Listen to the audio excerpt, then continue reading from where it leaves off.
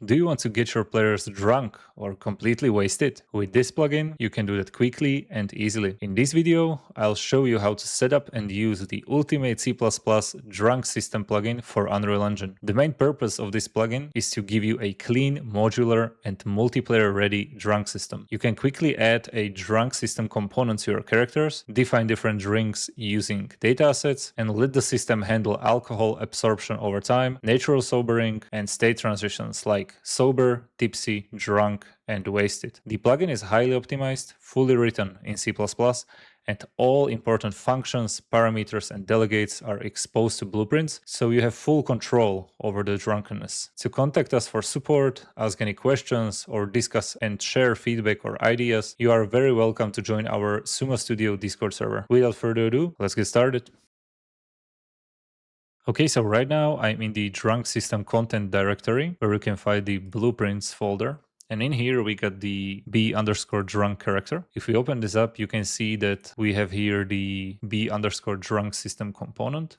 Let's open this up. As you can see, all of the functions and events that are exposed from C++ to blueprints are included in here. So you can find the list in the b_drunk system component. And in here, we got all of the parameters we can change. For example, maximum drunkenness increase per second means if I drink the alcohol, how fast do I get the effect of being drunk? Then drunkenness decay per second, meaning how fast do I get sober? Then we got state thresholds. These thresholds are in the normalized range, so from 0 to 1. So you can define the sober epsilon, meaning if the value of drunkenness is under this normalized value, then we're going to consider the character as sober. If it's under 0.35, we consider character as tipsy. And if it's under 0.75, we consider the character to be drunk. If it's above the 0.75, the character state is wasted. Then we have the current drunk state. So you can choose from these four over here. Then in the effect section, we can define the drunk effect curve. This curve is like a translator from the drunkenness value to the visual effect. So in here, you can define how strong should the visual effect be compared to the current drunkenness value. And again, it's in the normalized values, so from 0 to 1. If I go back to the component, then we have the drunk material parameter collection, which defines the drunk intensity parameter, which we are using in the post-process material that is applied to the player's camera, so we can see the visual effect of being drunk. And the last but not least, the sway category. In here, you can define the maximum input yaw and maximum input pitch sway in degrees, meaning how strong should the sway be when the player is drunk. And also for the sway, you can define its frequency. If you want the sway to work, you need to implement it into your character movement. So if I go back to the drunk character, in here we got the movement input. The first add movement input is for left and right, and the second one is for forward and backwards. And if we look at the implementation, like basically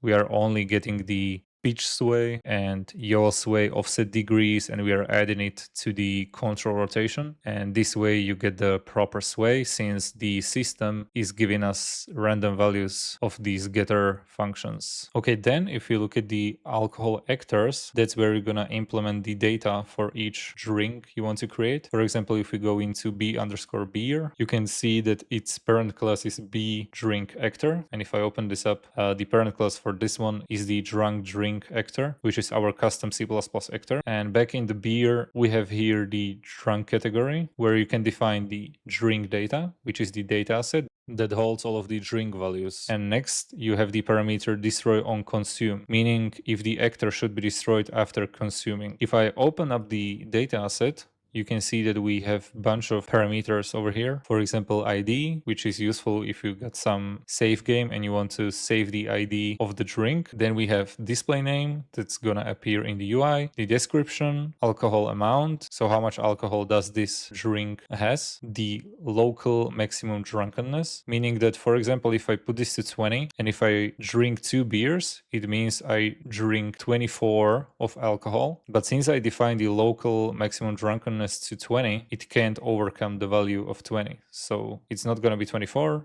it's going to be only 20. This adds the functionality. For example, if I change it to 74, that means that even if you would drink infinite amount of beers, you cannot get fully wasted from drinking only beers. You need something stronger. And last but not least, we have the icon, which gonna appear in the UI as well. Okay, let's try it out. So if I come here, you can see that we have the information about the drink right over here.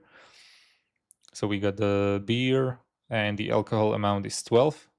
If I drink it, nothing happens because it's very low alcohol amount. But if I drink like 3 or 4 of these, you can see that visual effect is now appearing.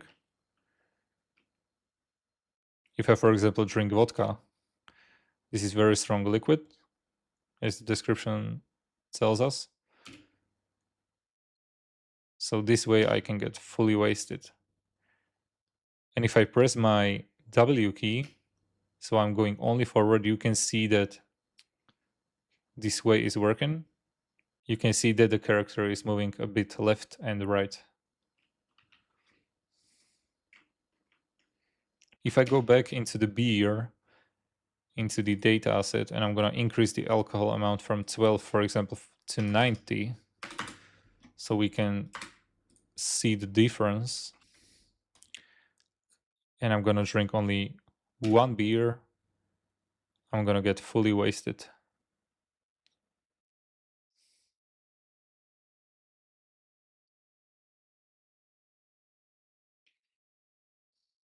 The last thing I want to talk about, so I'm back in the drunk system component. And in here, as you can see, we got like these normal functions, and then we have the server functions for each of these. If you're planning to use this plugin in single player, you can just use these ones. That's completely okay. However, if you want to use it in multiplayer, you should always use the server ones, so the system will work correctly.